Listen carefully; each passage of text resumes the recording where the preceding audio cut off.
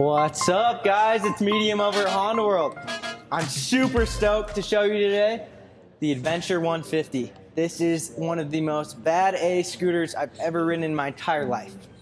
This thing is a combination of retro, like spaceship scooter, and off-road beast. This thing has so many cool amenities they put on it, lots of tech stuff. I'll kind of start up top. One of the coolest features on this thing is going to be the key fob that it comes with. So instead of having an actual key, you're going to have this fob here. It does have an alarm on it and everything, and it's a proximity key. So it's just like in your cars and stuff like that nowadays. You get close to it, and you have this knob here. As long as you're close to it, you can push this in, it'll light up, and you turn it into the on position and fire it up.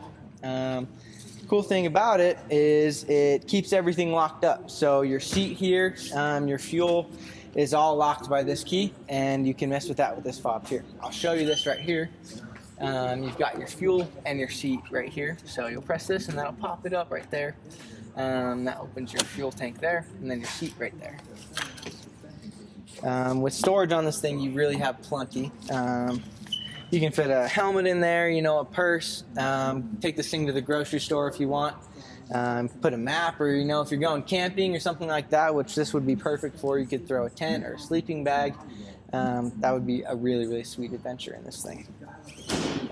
For people who are looking for more of an economic machine, this thing is perfect at that as well. It has about a 2-gallon gas tank. It gets roughly 100 miles per gallon. So you're going to be riding for a super duper long time on this thing on about $5 worth of fuel.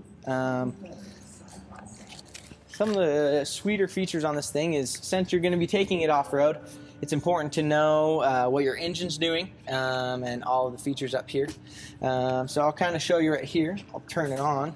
If you'll look at your dash here, you've got your fuel gauge. You can read your miles per hour, temperature. You can see your fuel economy, average miles per gallon right there, clock, and total miles. This one is brand new since it is 2021. And it just kind of gives you that full reading, so you know exactly what your machine is doing at all times. This machine does come with ABS.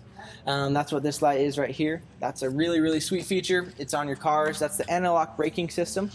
So it'll keep your wheels from locking up when you really hammer on the brakes. You're stopping hard. It'll do it on the road and on the dirt. And it keeps you, you know, from falling over or sliding out really hard. Your indicator right here as well will show your blinkers, high and low beams.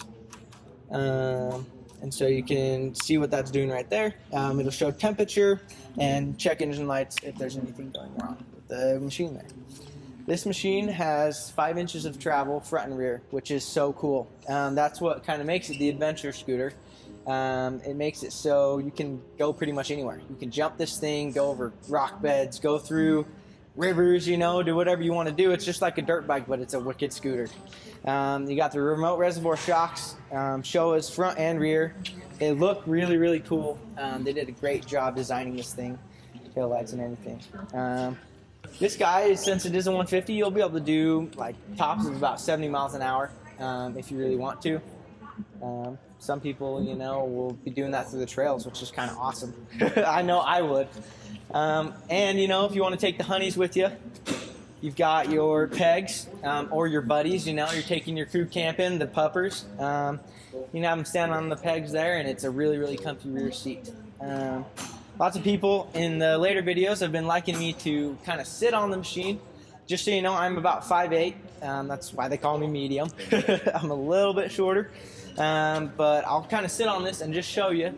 It's a great height for anyone who isn't super tall or someone who wants their feet to be fully planted on the ground, just because it's more comfortable and easier to ride.